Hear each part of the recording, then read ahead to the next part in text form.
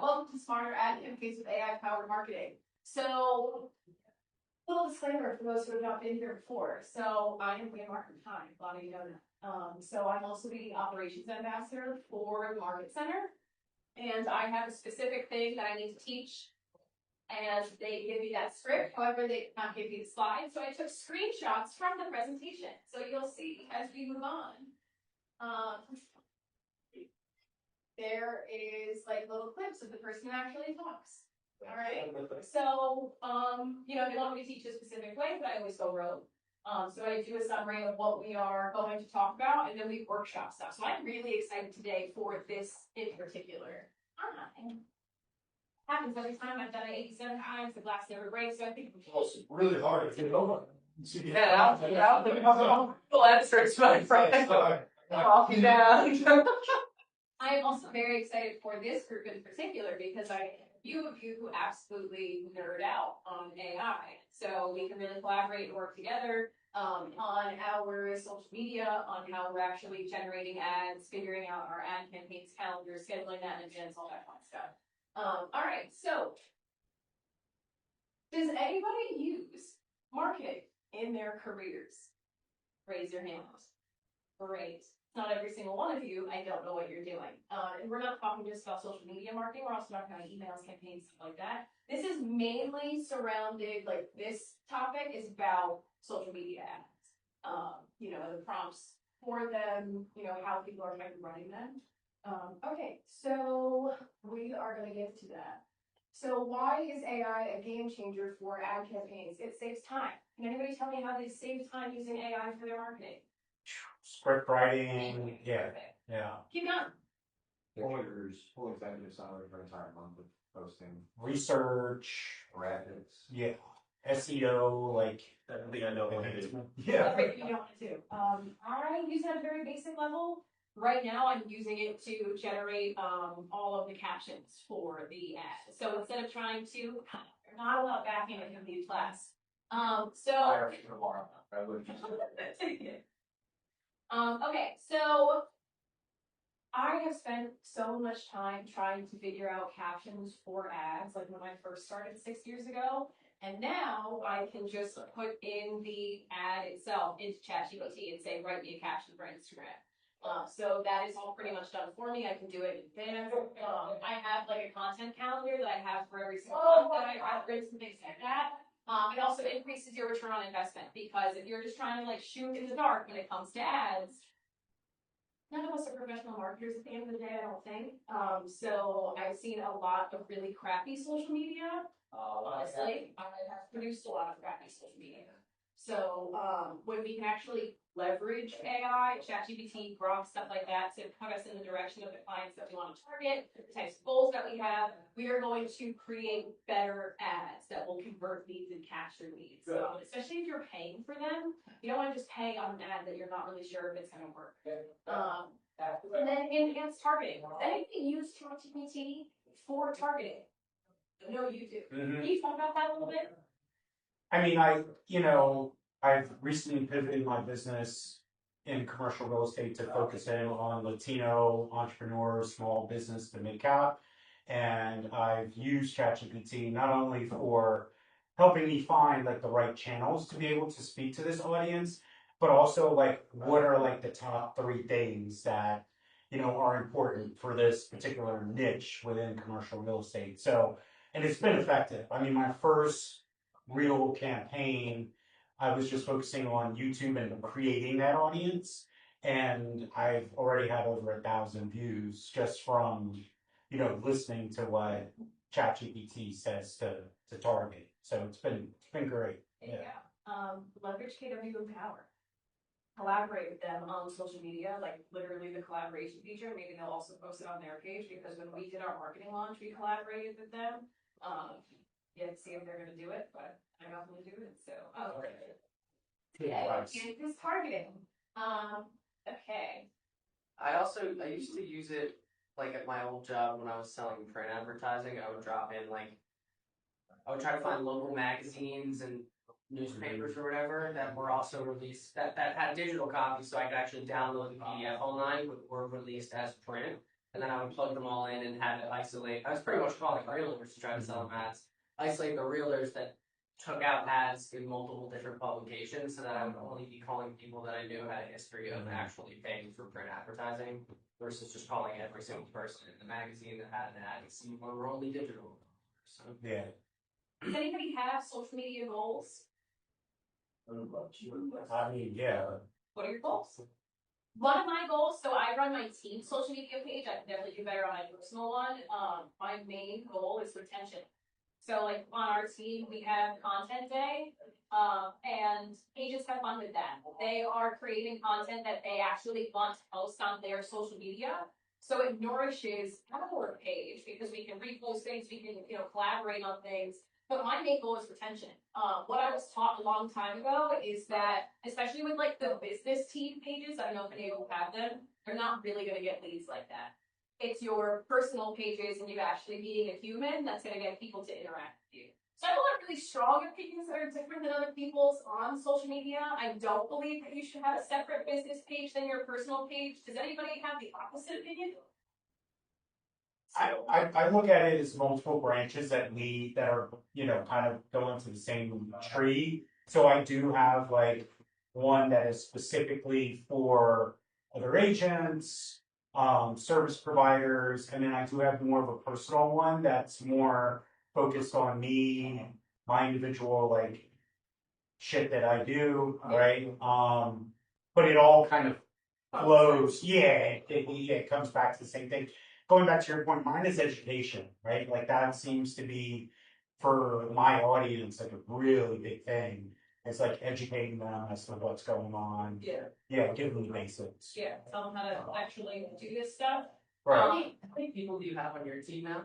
At this point, I want to say the numbers at 9, So like, but like 3 that are really actively in it right now. And the only pilot.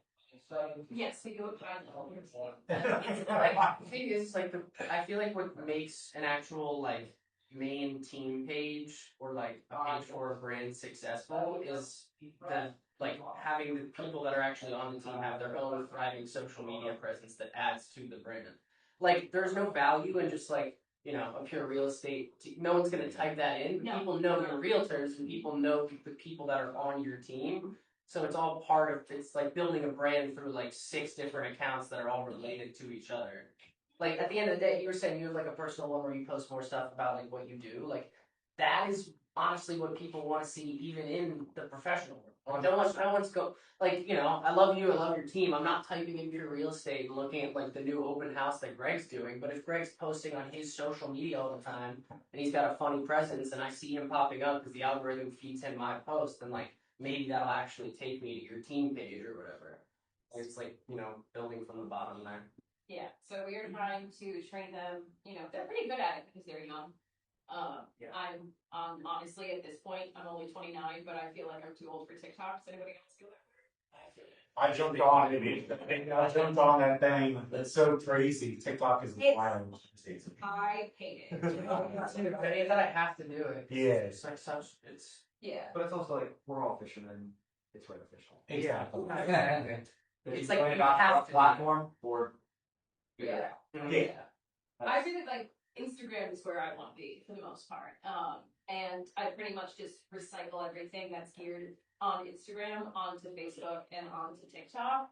And then some of our agents have TikTok and Instagram. Some have Facebook and TikTok and Instagram. So only on Instagram, some of the stuff like that. So we have. What do you consider YouTube like to be like? Because that's also big and Yeah, that's YouTube Shorts is like a whole.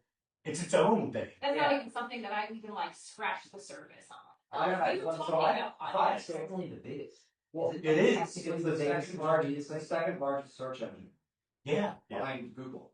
My thing with YouTube is, Crazy. back in the day, early 2000s, mid 2000s, even like 2010s, a lot of realtors, their real estate website was the lead magnet.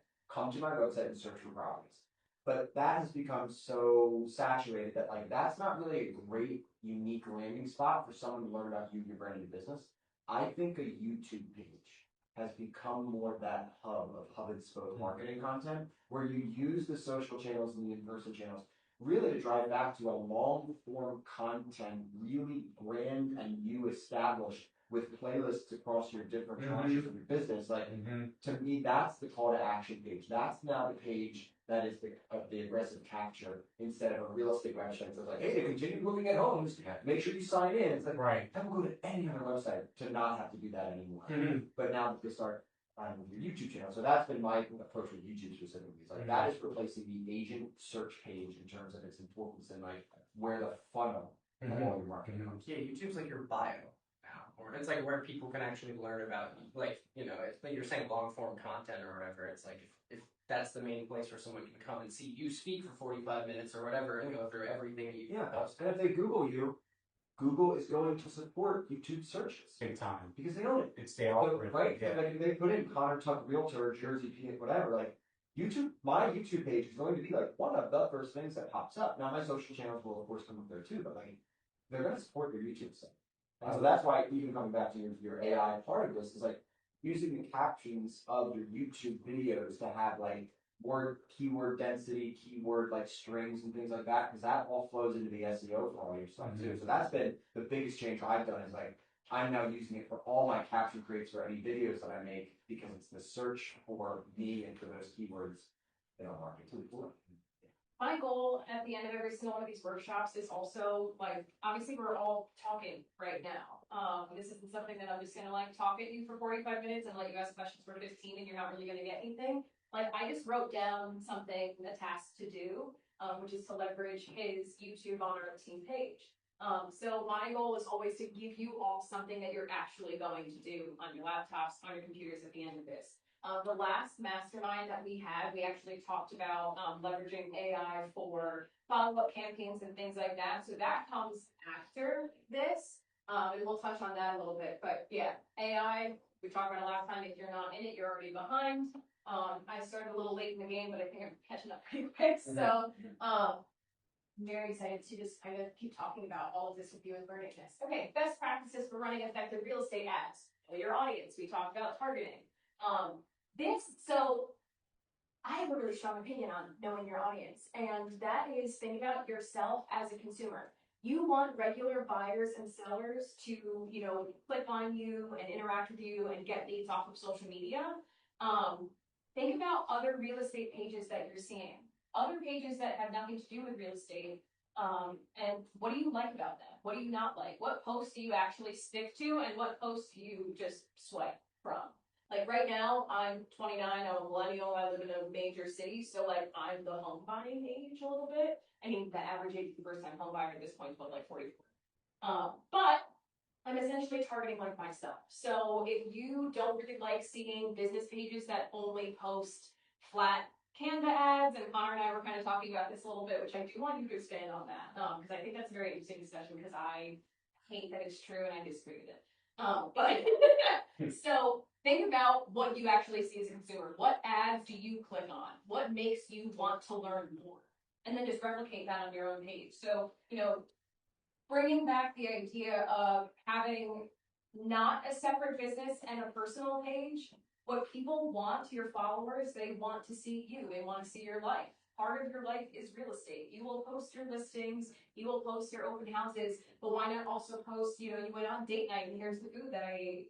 You went on vacation and this is what I did. I was actually just looking at Rich Castle's page, and he was in Europe for a month, and it was like a day in the life of the CEO in Italy or wherever it was. And people might not necessarily live in Italy that he's trying to target, but it is interesting content. People love looking at travel and things like that. I love looking at it. So think about it in that perspective of knowing your audience and knowing yourself. If you are setting a goal with ChatGPT, like post 5 times a day, and you're like freaking out to figure out what you even should do, and you're just throwing content onto your pages, you're wasting your own time. So focus on compelling visuals and copy. Again, I'm personally stressed. Think about what you'd like to see. Can I add something? Absolutely. I feel like people, I mean, like, unfortunately, I don't do much with this anymore, but this is like what I went to college for, was like SEO optimization and professional writing, social media marketing or whatever. And like the main thing they tried to get through our heads at the very beginning of all of my classes was essentially like people fundamentally misunderstand what marketing and advertising is supposed to be. Like No one is going on Instagram being like, oh boy, I can't wait to consume real estate content right now. No one's even thinking about that until they get to a realtor's page, and then maybe they start thinking about it a little bit. But like, you're not ever, people are always trying to build a brand that no one's ever going to interact with in the first place. Like, the core principle is making people interact with your page. It can literally be a video that has nothing to do with real estate, but that's why someone might click on it. Like, all the shit that I like, I'm obviously younger, it might be different than, you know, what other people in the room like, but like, it's funny shit on Instagram. Like, it's funny things. It's things that make me laugh. Like, I'm never trying to consume a 3-minute fucking video that's like serious. Like, you have to like make it interesting from the beginning. You have to hook people, and no one really tries to do that. Does anybody disagree? Go ahead, Gary. So yeah, because I'm all with the know your audience, and I think it's also important to I don't know, you probably heard me say this a million times, like understanding who you want your audience to be, right? So understanding and building based off of your personal avatar, because yes, I may currently be reaching a certain audience. It doesn't mean that's the audience that I desire to reach. So then understanding, okay, based off of who I want to reach, what are the things that they're interested in, and then building off of that. I think that's super important as well. Where they're going to be. One of the things that I really admire about Rel was that he adopted Substack and put me onto that game. And what I love about Substack is that you kind of hit all the facets, from the podcasting to the newsletter to the email, like the touching. But that's phenomenal. Like, and to your point about knowing your audience and feeding that, I think you do an outstanding job, because you talk on commercial real estate, what's happening in the market. Like, your Substack's awesome. And one of the reasons why I subscribe to it is because I want to be the guy that knows what's happening. I subscribe to him. I also subscribe to Jack O'Brien, who's got like a really good one about Philadelphia. Like, he's the one that put me on to the former McDonald's site right off of Carpenter and South Broad. They're building, you know, new multifamily there, and he posts like renderings of different developments that are about to happen. And you subscribe to his Substack as an agent, as a commercial agent, because he's giving you ammo to then be able to go to my audience and then kind of regurgitate that, but with my own twist, right? So I'm going to use that, flip it to the Spanish-speaking audience, but Substack is phenomenal. And I don't know if we have time at the end, but I love Substack, because I have no idea. Oh, man, like Real's the guru of it. Like, he could teach a class on this, but it's phenomenal. It incorporates so much of what we're talking about. Well, would you teach a class on this and also on the education? I'm not. That's fine. To teaching, but I mean, I can speak low, but I can show. I can show you. I can show you at the end here. But just picking your brain, like, have you found that Substack and using AI? For me, it's more about the challenge of consistency. So it's like challenging myself to be consistent with it, because people are going to read it or not. I think eventually more people will read it, because I probably get maybe like 30 to 40 views a week, which isn't a ton, because a lot of people just don't know what Substack is. But I got the idea from an old email I used to follow. This was back in 2012 when I was in corporate America. It was called Morning Brew. The Morning Brew basically would summarize articles for that day or that week in certain parts of the industry, and then give you the link to click on the article if you wanted to read the full article. But it gave you a good, just like Cliff Note version of the article, so you don't have to sit there and read the full article. It kind of gives you a breakdown, like a 5-minute read, and you can really know what's going on in most of the parts of the industries, whether it's financial industry, real estate industry, whatever. So I took that idea, and obviously with AI, it makes it a little easier. And I do it weekly. I have 4 sectors: real estate, residential, and then I do a lifestyle entertainment section, like what's going on this week in Philadelphia, like the festivals, the food stuff, like what you can do with your kids, and things like that. And then I'll do commercial and industrial sections. And then I have the articles for that week, but it's only for that week. So if you click on the article, you'll see it was written within the last 7 days. And your virtual podcasts. You got a virtual podcast. Then if you don't want to read that, probably like a 5-minute read if you read it, without clicking on articles. If you didn't want to read it, then you can listen to it. It's usually That's what I'm saying. Did you record? No, I use AI. Okay. It's like AI voices, like it's. But you want to be able to tell. Yeah, that was scary. It's pretty cool. Connor sent me a bunch of different AI things, which I texted people that wanted it last week, and one of them was creating a podcast to make the voices. That was terrifying. There's a website called Notebook LM. Yeah, we were talking about that. And basically, I just take the articles, I put them in Notebook LM, and then I give it a command on how I want them to approach the articles, and in order, the order and tone, and then they do it. And it takes about 2 minutes. Yeah. After, yeah, I mean, I listen to it to make sure it's like accurate, because they're not always right, and I'll like go back and tell it, like I'll have to recommand it to make sure that it gets it right. And sometimes it takes a little It does video too. longer than others. No, it doesn't do video. I have just like a picture on my YouTube. Rock does stuff, Rock can create stuff. I'll show you. It's pretty dope. Like just taking the stuff that you didn't want to read and putting it in, and having having AI presented in a conversational like podcast tone just makes it easier to digest.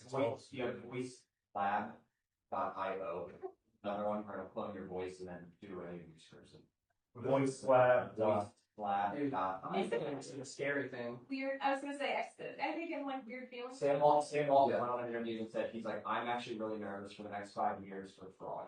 He's like, because face cloning and voice cloning. He's like, you already have these where people have been hit with like, the daughter, I'm in prison, I need you to wire $5,000 for bail to get me out. And they send him all this stuff, and then the daughter's like, Dad, I'm fine. What are you talking about? Like, it was like, you called me. It was like, totally cloned and all that stuff. This is going to be a big season of fraud. And like, they actually said the one thing right now that's actually the most protected is just a long chain, simple password.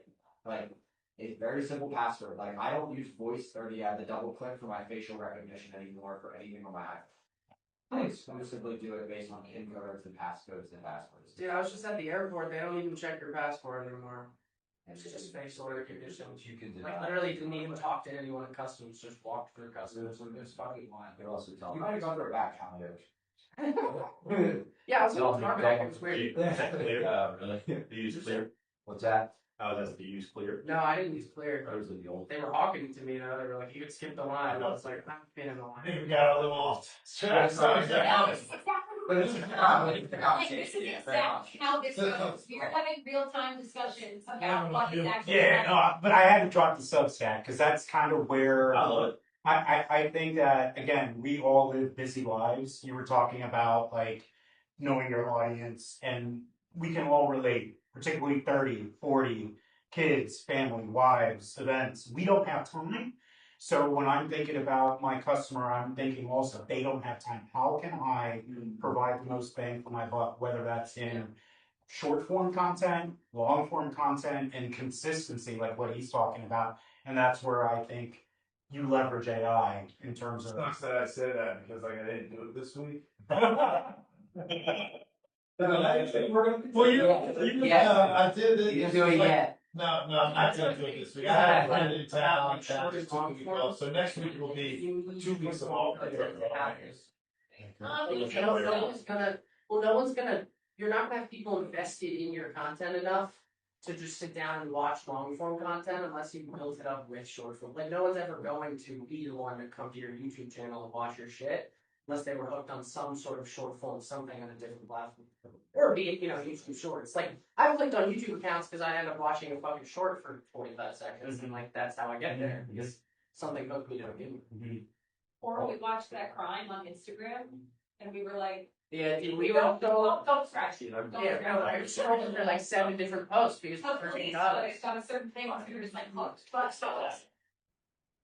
So, okay, leverage AI for dynamic ad optimization and retarget and follow up effectively. So they don't really go into the retargeting and following up effectively, in this presentation, but we did talk about it last time. Drip campaigns, smart plans, things like that. Every single time somebody clicks on something, you should have something that's automatically sent to them pretty much in that same instant.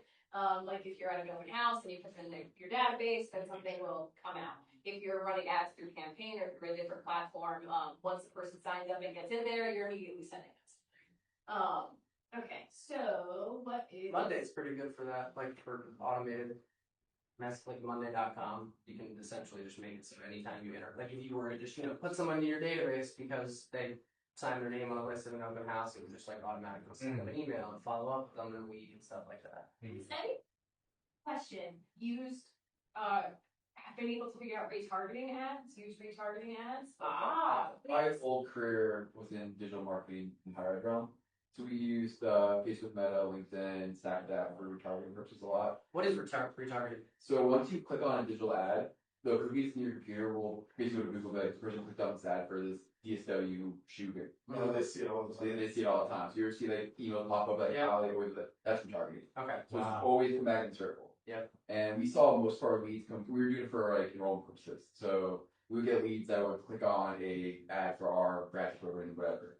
And then a month from that same lead will click on another ad. Then they link to like a RFI for more information, target recruiter, and spit application. Yeah. So it just kind of keeps in the loop. And It's like a chasing pointing back to that original click. So The amount of things I've gotten because of that, it's insane. so Google is scary. Yes. Everything you ever clicked on, Google does. So if you clicked on an ad here today, in 6 months you could be in Beijing. Click on the same ad, it will show every click you've done, focused in that realm, that ad, that company, whatever, that entire track log. So it just tracks everything. Yeah. Interesting. But So what's that called? Retargeting? Marketing, yeah. So it's just is it trying to like cultivate like a general genre of ads that you would want to see next? Basically it's saying like if you click on one thing, it means your mindset you want to click on that again. And so it's re-feeding the same thing over and over again. Yeah. It may not be the same ad, it may be the same copy, but different photo. Same photo, different copy, or completely different. So as a company, would you essentially have to run multiple ads to get them to go back to something different, or did it just pull them back to your page and show them something for your page in the algorithm? We would run for each like ad, we run probably 150 to 200 versions of that ad. Wow. So it's different size, dimensions, and copy, everything. So it could be a Google banner ad to the bottom of the page, or it could be on your phone or your Instagram. So like all those different versions of the same ad. Got it. And we would do 3 to 5 different ads. So we would have anywhere between 750 to 1,000 ads at any given time. Got it. But we were marketing 80% of the US and China. I was gonna say this is probably It's a large scope, where it's we large are. scope. Two versions of that. But so like for the greater Philadelphia area, you could probably do that.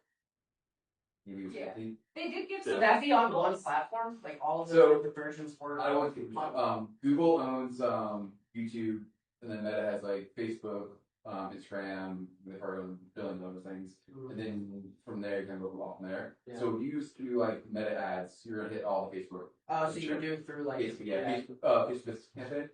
Basically, that's where you go. Google, you can you do G4, the Google Ad Campaign Center. You hit all the Google sites as well. And then like different versions like Stacked App hits every site that's not Google. So it's a different version of that. Damn. Yeah. I've seen rates, AdWords, dashboards, and it's Yeah. absolutely unfathomable the amount of information that you have as an organization. It's unbelievable. They know exactly what time, where you were, how long you're. To me, It is crazy. it blows my mind how what they have in their fingertips. Yeah. I mean, we talk about it all, so the amount of targeting ads we get that are like even relative. Really? This might sound like some conspiracy theories. Do they track like vocal stuff as well? Like, are your phones? I'm aware. They do now though, if you I'm use talking sometimes about some random shit, and like Yeah. 20 minutes later, the first sponsored ad on Google You is can like turn that it off. exact If thing. And I'm like, you can turn it off on Instagram, if like turn off your microphone. It absolutely is listed. That's If you crazy. use the ChatGPT app on your phone and speak to it, because there is a voice, they absolutely, yeah, they absolutely. Well, they keep all. I mean, it's all data. Like, that's really like, It's always the source, so Google some pull from that. I have conversations on ChatGPT all the time. Not very Google is scary shit. Straight up. That's I mean, I read a wild thing this past week, that the amount of people under 30, I think it was close to 30% consider it a command. Like it's I'm not surprised by that at all. Have you ever seen the movie Her? I fucking I don't like know how what can you you can tell? to find that. It's all touch grass now. Yeah, touch grass. For real though, that's crazy. As long as you're aware. Well, I use Grok more now because Grok's better. Is Gronk over its mecha Hitler phase? Talk about that. Yeah, it's just better. I mean, there's times that I ask ChatGPT to do something, and then I ask Grok the same thing, and Grok gets it right in ChatGPT. Gronk's honestly great with like nuance. I will say it gives good responses. There are now people, which is very true, that 30% of people that are in their 20s are, you know, especially since COVID, I'm a little bit older than some of these people, but they're having like actual relationships, and like getting married to ChatGPT. Remember I screenshot that the other day? That's insane. Or having it create like images of them with their AI partner and whatever. It's just like. So anyway, back to That's a hell of a prop. Here. So we're actually going to talk about prompts and how to use them, how to create them, things like that. There was a very interesting one that I do want to talk about a little bit more. But some of like the lead magnet ads, and the ads that we have prompts for, like how do I home in 10 steps, click here. And then they have to give their email and their name, and it can just be a one pager that ChatGPT or Canva helps you create. 10 neighborhoods that people move into in Philadelphia. You can just have like a flat standing thing, essentially run ads on that. So brainstorming ad ideas. So please use my company name, brand voice, and give me 5 social media creation types that I can run. The goal is to generate new home seller and buyer leads. I like to emulate some of the ads that Zillow, Realtor.com, and Homes.com are running in order to generate new leads. Please include all important information for the ad to run at a high level. The thing that they kept saying over and over again in some of these prompts were at a high level. Okay. So I think that's really important, apparently. I'll just make go ahead. And Connor, you might be able to assist with this, but the compliance aspect of marketing and how do we train our AI, or how do we feed our AI all the compliance regs that we need in order to? I found, because I was going through this with stuff, I would not rely on just its native ability to do the research. What I would do is similar to what you're working on. I would actually go to the state's website for marketing and compliance for their advertising, copy and paste that, and then go to your GPT or whatever you're using, and be like, this is the set of guidelines. Anytime I make marketing, you are to reference above all else. You can use other recommendations from other websites, but every single ad copy that you use must pass every single one of the protocols given in here for this specific state. And you attach the document instead of telling what. Yeah, no. Do you have a prompt that you use to kind of? I don't really use, I prompt myself now. Okay. I've gotten to the point where I just give it a lot of, my prompts are, I used to start with short prompts, because I wanted it to be open and It's a waste of time. I've gotten to the point where my prompts are now almost as long as the finished copy itself. Yeah. But it's just, here are all my rules, here's how I want you to do it. I want you to either agree with me on everything, because this is what I want you to do, or I want you to ask me questions and be skeptical about it. So I'm just at a point now with my prompting where I'm delivering it all with the prompt. Got There should be sort of a baseline, established sheet of prompts, or one massive prompt to feed your ChatGPT for There's that. in that brokerage. That's the prompt of the day every day. I just read their prompts and how long they are. They have master prompt creators creating these things and sharing them. And it'll be like, I didn't even think to give it this angle of how to reason through the material. And Yeah. Steve Black has a lot of that stuff. Oh, yeah. I asked ChatGPT to give me a prompt. Yeah, you were this person, how would you prompt yourself? I asked you. No, I've done that, and it will tell you. Yeah. I'm looking for something. I'm not. But I use that I'm for looking for something like bookmark. So that's how. Well, that's also something to important to note, is that depending on the AI that you use, not all of them are populated with fully updated information. Like ChatGPT was typically, I don't know if it's still the case, but was a few years outdated and couldn't pull recent info. So if you were trying to feed it, my company's brand voice, you would need to feed it that information before having it do it, because relying on whatever AI you're using, unless it's modern and can actually find that info online, it will just do whatever it can based on whatever results it is from 2021. When you deal with like professionals, like that's a prompt on a site, like that's how long it is. Yeah. Can I see that? Yeah. So, Feed your brain. for productivity, so just, I'm just grabbing an example, but it's just like, here are the top 10 prompts for productivity. Like, that's the shortest one. So just being really thoughtful Yeah, about it it. should know who you are and who you're trying to target. As many details as possible will help it create very targeted things. You should already have like things about your site. You should have. Yeah. A lot of it. Yeah, that's a great tip, Yeah. because I don't think enough people go into the settings of that. Here's that. I gave it all my Give it financial like your goals for the next 10 bio. years, what my relationship goals are, so like everything you do, it all also has to fall sort of in line with the goals that I have. Yeah, Do you people open a keep new up chat, try to feed it that info every time. Your professional, personal, like that's the other question too. It's like how it's all this. You're feeding it all the information. Has everything. Well, then you can specify with it. It doesn't and be work like, out. pull from my personal info. But again, if you want what we were talking about yesterday, if you want authentic answers, it better have authentic information. So Yeah. like, it's just, that's where it is really creepy. That's where it's really fucking creepy. Because like, I'm a big fear of Big Brother, you know, some of my lunacy. And you, I agree. You have to kind of like push in a little bit and be like, okay, I'll let the robot know That's these what things. it's 3 years is because of that in particular. It's so scary. Sci-fi movies like Yeah. I Robot when I was 10. Yeah. I like don't. I like that shit. I like the main actress of My Robot. Super nice. Is there a way to connect the API for MLS to your chat? So that way you Right, it's really protective of its data, and you have to have like you have to have a really solid connection to allow that information to parse. I've been running a lot of stuff. It like refuses to use Bright in any capacity, especially because it also Bright isn't a protected account. Yeah. Right? It's a paid to subscription account where a lot of these resources they don't have access to get into that. They can only go to Realtor.com, Zillow data, Redfin data, public record information and find stuff. So there's still a big barrier around, like we search basically 3% with Google. Right. But so much is behind paywalls and so much is behind the site. So that's where I think there's going to be more.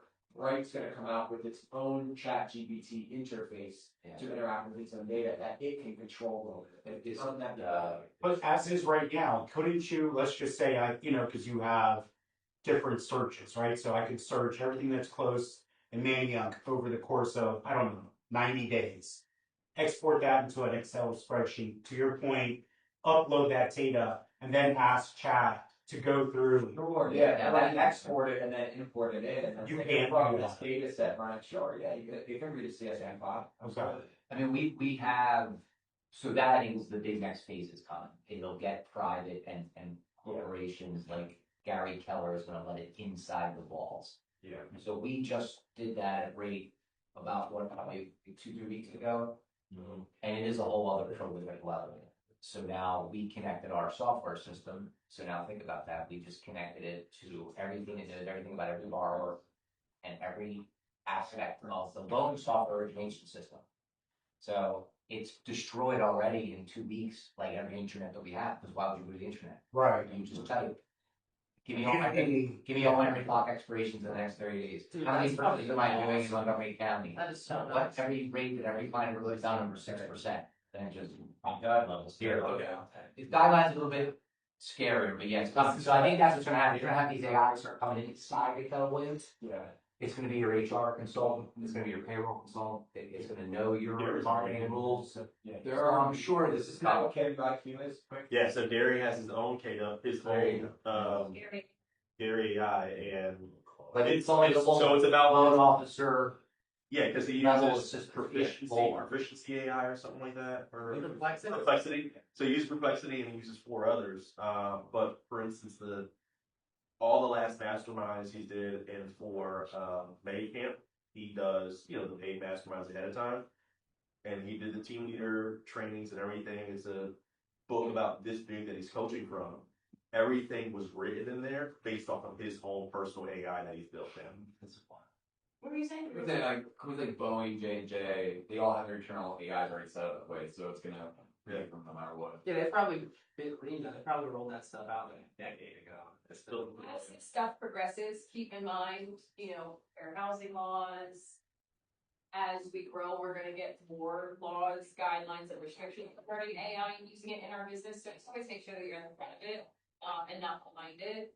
Just like with like the NAR lawsuit, that has nothing to do with AI, but you know, something really major kind of changed, or the way that we spoke about things changed. So we had to really be on top of that so that we don't get in trouble. So this is one of those things where it's kind of like, it's pretty new as far as how we're using it.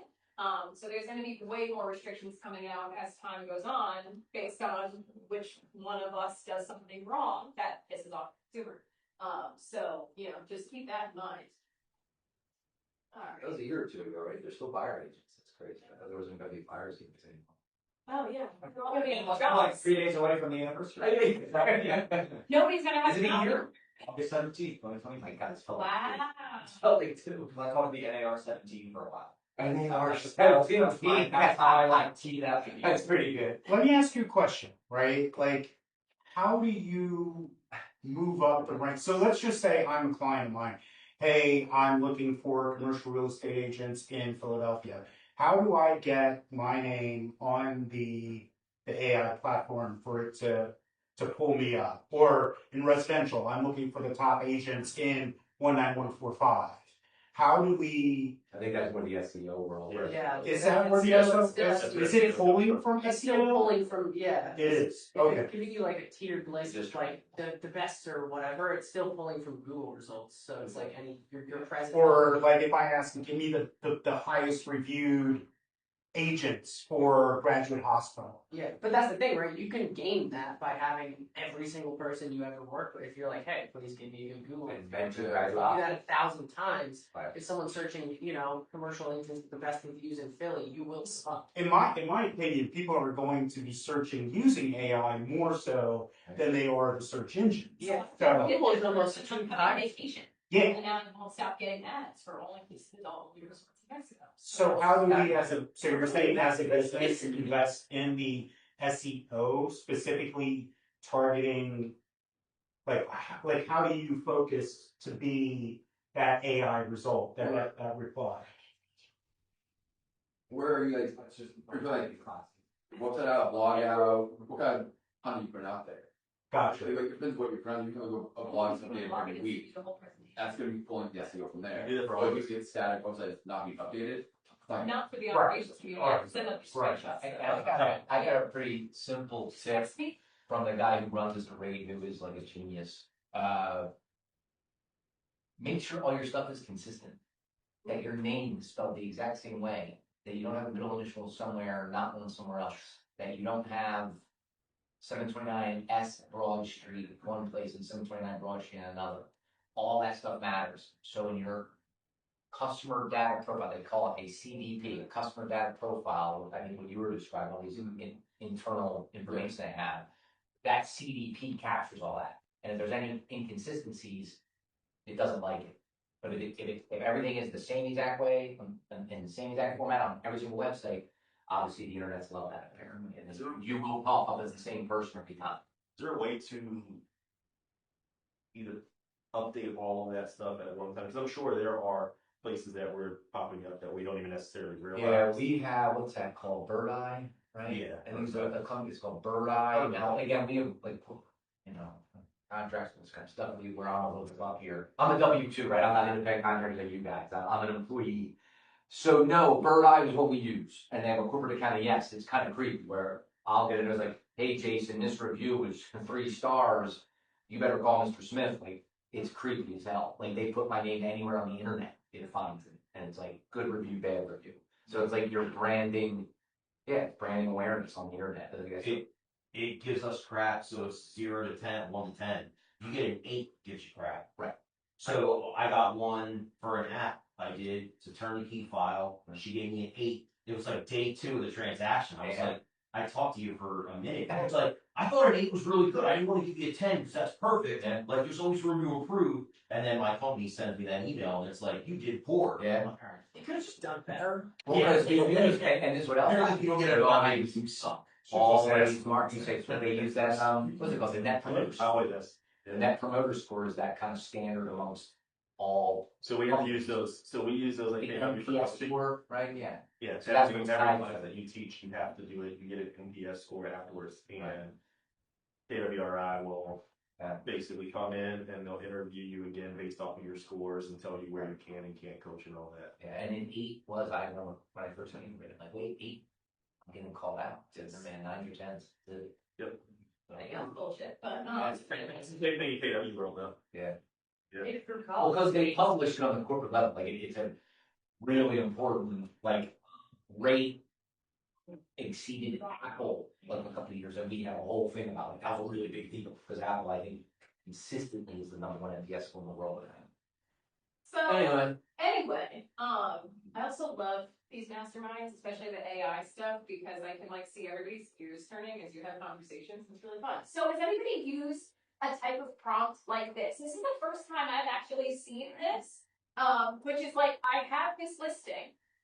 Who are the types of people that would want to buy this property? And again, fair housing, we cannot discriminate, things like that. However, you might have a high-rise condo, on Rittenhouse Park, doesn't have a yard, and you might not want to target people that have 3 dogs, right? So it says, can you help me identify the potential home buyer profiles for this property? What do they like to do? Where do they like to go? What type of lifestyle do they enjoy? Has nothing to do with age, race, sex, gender, anything like that. It is just like, what would a person that lives here, what would they be like? So somebody that lives in Fishtown might like to go to dive bars and, things like that. Meanwhile, somebody in Rittenhouse might have like yoga at 6 a.m. every single Thursday. So like those people are doing different things. So anyway, go ahead, Jerry. Yeah, so it's interesting to see this because I've never thought about this as a prompt. However, we do this for all our listings. So every listing consultation we go on, we ask the person who's selling the home, who were they when they bought the house? What's changed about themselves and about the home itself? So that way we can kind of match, and we'll just say like, hey, Leah, you bought this home 10 years ago. This is what you're interested in. This is the reason you moved here. The reason we like to know that is so we can target those same people. And I would say my only question is, with this prompt, what you add, hey, here are the things that's recently, take into consideration things that's recently changed about the neighborhood, or, these are updates that's been made to the home since then. Like you've been saying, the more you feed it, the better, right? yeah. But is it, not to cut you off, but are there any disclosure, like paperwork that your customer has to give you permission to use their data in order to be able to? Well, we're not using their data. What I'm doing is I'm saying, hey, Atney, you bought this home 2 years ago. What drew you to this neighborhood? What was it about this home that, caused you to buy? Okay. And you're just kind of sharing like who you were. It's not qualitative. Yeah, It's it's a specific data. I'm building a like avatar based off of who you were. About this too is you have prompts being like, what kind of, you can literally just ask, what kind of content do these people consume? Like if you're trying to plan out your marketing scheme, like say I was on Instagram and I was one of these people that we just built this profile for, what would I want to see? And it will just tell you. It'll tell you what they go, like, what the demographics are, who watches what, if people are watching reels, if they prefer, longer content on Instagram. I have also heard, just real quick on that same note, and then I'll let you go. So when we're writing listing descriptions, asking the seller, what are 5 things you love about the house? The shower, like the water pressure in the primary bathroom might be spectacular. We as real estate agents will never take a shower in their house, hopefully, right? So we'll never know things like that. Or, I really love the evening time, there's this guy on the corner that plays the violin. I don't know. So like there's details that we'll get from the client that we just not living in that house for years. We wouldn't actually get that. So we can talk about the local attractions, but we can also talk about, describe the lifestyle that happens in the house and around the neighborhood. Go ahead. I was just going to ask because, you think of open houses, right? Here's a couple, they're coming in, there's an opportunity there to not only engage with them, but also kind of forecast forward other people that may potentially, they match that demo, they match that age group, they match that profession, or, is there a way to be able to triangulate that open house data into additional leads? Because we look at it as kind of like a static thing where it's like, oh, someone came to look at the house, but there, in actuality, that type, that model could also feed your marketing campaign forward. You know what I'm saying? Yeah. So like, why don't we capture, if there are no regs as to, I mean, I would say that's kind of like with command, right? If you're doing things correctly and you're taking the information from the person that comes to the open house is, you put that into command and it puts them on a like neighborhood nurture or something like that, but it starts now hitting them about the, you know, whatever's happening in that particular neighborhood. but what I'm saying is the profile of that model, right? The profile of that open house attendee. Yeah, like, why did they come? Oh, so You know what I'm saying? Like but that's what I'm saying. It's like instead of it just being one lead, Yeah. you take the aggregate of everyone that came through that particular house, right? All of their data points, whatever they may be, and then now you use that to redirect your ads to that specific group. Yeah. So give me 35 to 40 in this particular, you know, whatever. I mean, Well, yeah, you advertise to, you know, 100 general people, 4 people show up to the open house, and it's like if you figure out why those 4 people are coming, and then advertise to 100 of those. Geofence, and then use like a geofence. Yeah, figure out the campaign. actual location. Exactly. Noise folder. So to your point, it's not just the command leads. It's like, hey, we can then take other potential. But I think geofencing is a lot more difficult in real estate because it's 15 miles max, like. But in Philly, that's pretty big.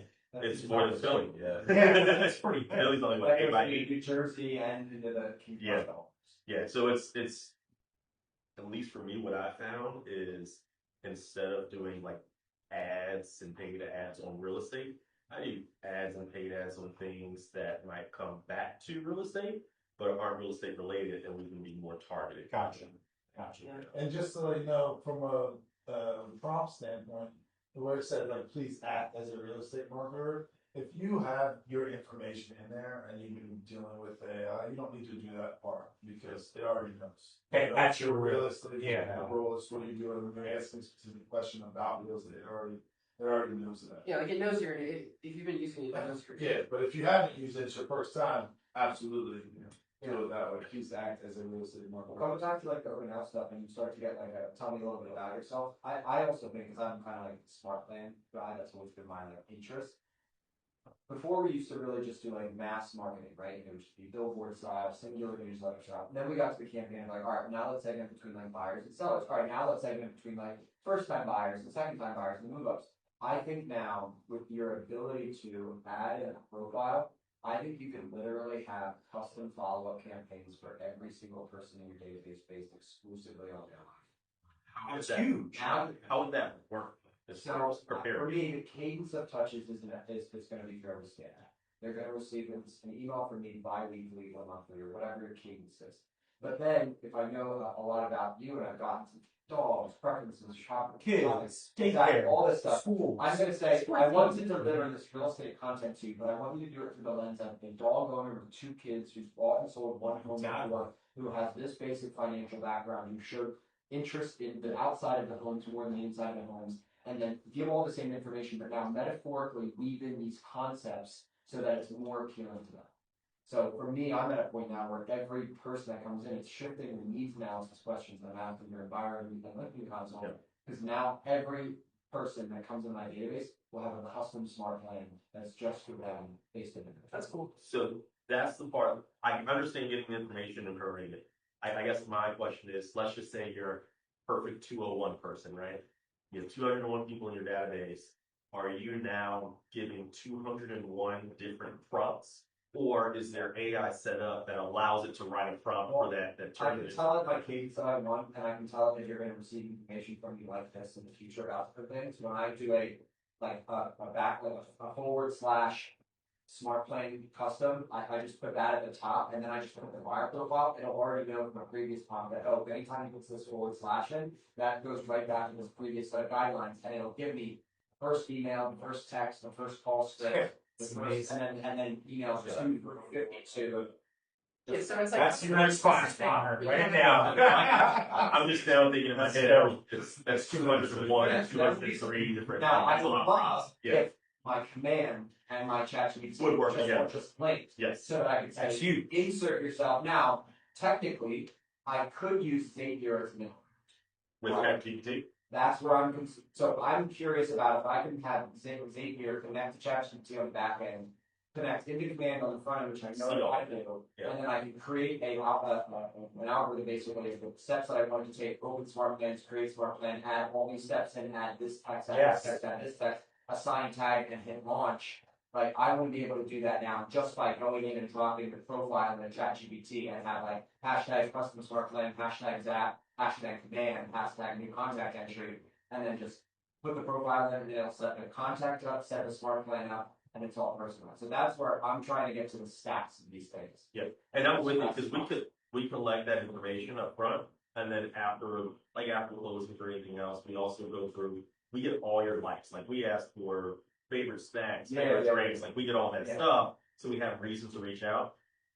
I was like, hey, if there's an easy way to do it, and I don't have to do 201 prompts, awesome. I like that. Yeah. Well, like Connor to teach a classroom Ah. about that. Okay, great.